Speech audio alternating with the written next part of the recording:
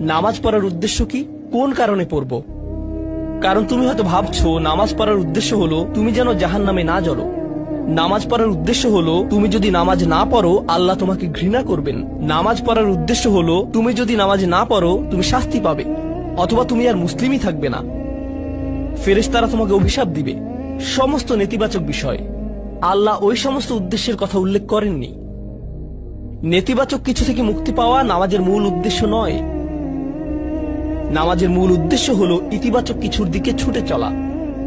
এটাই নামাজের উদ্দেশ্য। এমন দুই ছাত্রের মধ্যে পার্থক্য জানো? একজন লেখাপড়া করে যেন সে ফেল না করে, আর অন্যজন লেখাপড়া করে কারণ সে ওই সাবজেক্টটা পড়তে ভালোবাসে। একজন ছাত্র পড়ালেখা করছে পজিটিভ কিছুর জন্য, আর অন্যজন পড়ালেখা করছে কারণ সে এমন কিছু থেকে বাঁচতে চাচ্ছে যা নেগেটিভ। একজন কর্মচারী তার চাকরিটাকে দারুণ ভালোবাসে, আর অন্য একজন কর্মচারী শুধু চায় সে যেন চাকরিটা না হারায়। তারা একই চাকরি করছে।